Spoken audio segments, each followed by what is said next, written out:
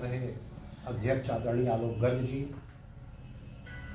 महिला मोर्चा श्री केशरवाणी जी, प्रमिला जी, पिंकी जी, साधु दुबे जी, हम सबके राजनीति में वरिष्ठतम सहयोगी आदरणीय विजेश पांडे जी, जिला किसान मोर्चा के उपाध्यक्ष पंकज जी, भारतीय जनता युवा मोर्चा के जिला अध्यक्ष आदरणीय संजय जी, आदरणीय अवधेश जी के बाद से अपने को संबद्ध करते हुए इस महापरिनिर्वाण की पवित्र वेला में मैं बाबा साहब भीमराव अम्बेडकर को कृतज्ञ राष्ट्र का नागरिक होने के नाते अपनी विनम्र श्रद्धांजलि अर्पित करता हूँ।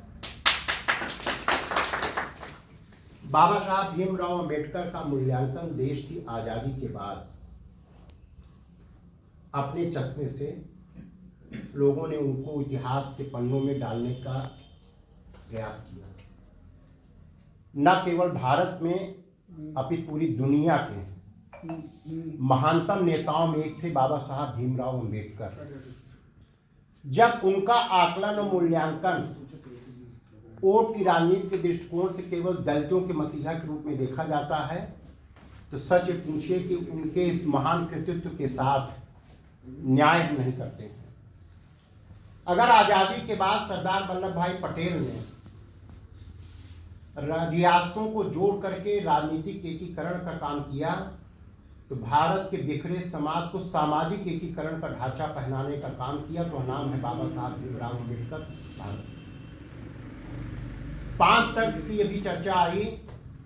हम इस गोष्ठी के माध्यम से पूर्व प्रधानमंत्री माननीय अटल बिहारी वाजपेयी जी को स्मरण करना चाहेंगे।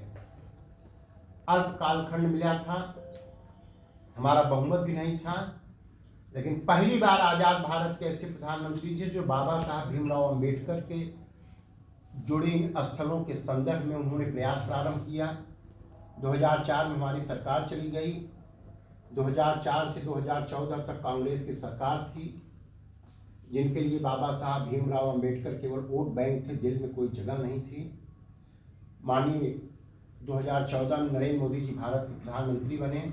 उनके जन्म स्थान महू में, लंदन में उन्होंने जहाँ पर शिक्षा प्राप्त की थी, नागपुर में जहाँ उन्होंने दीक्षा ली थी, दिल्ली में जहाँ पर उन्होंने अपनी अंतिम सांस ली थी, और बम्बई में जहाँ उनका दाह संस्कार हुआ, पंच तीर्थ के रूप में उन्होंने 14 अप्रैल 2018 को उद्घाटित किया।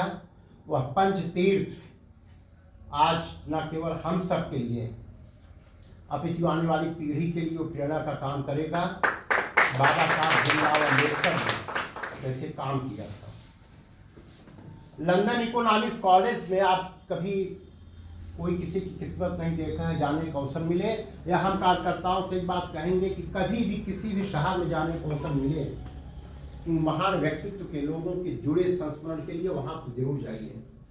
कंबोडिया विश्वविद्यालय में लंदन ऑफ इकोनॉमिक्स में जब बाबा साहब भीमराव अम्बेडकर पढ़ने गए थे, देश हमारा आज़ाद नहीं था, लेकिन आज भी उनके संस्मरण वहाँ पर हैं। ये आने वाली पीढ़ी बाबा साहब भीमराव अम्बेडकर के कृतित्व का मूल्यांकन देश के महान नेता के रूप में और हर अमानवीय प्रथा के विरोधी थे, किसी के विरोधी नहीं थे बाबा साहब भीमराव अम्बेडकर।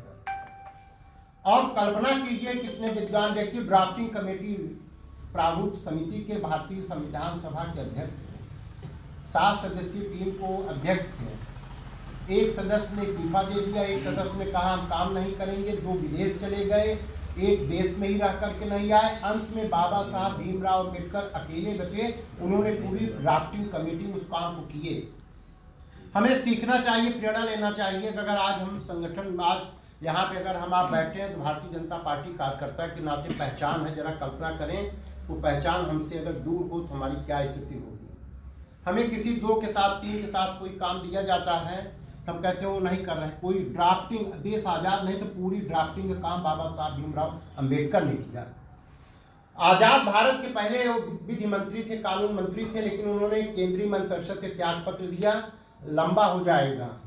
हिंदू कोड बिल के विरोध में उन्होंने त्याग पत्र दिया था। जाति जनगणना कराने वालों लोग जो बाबा साहब भीमराव अम्बेडकर का नाम लेते हैं, वो बाबा साहब भीमराव अम्बेडकर से पहले प्रेरणा लें।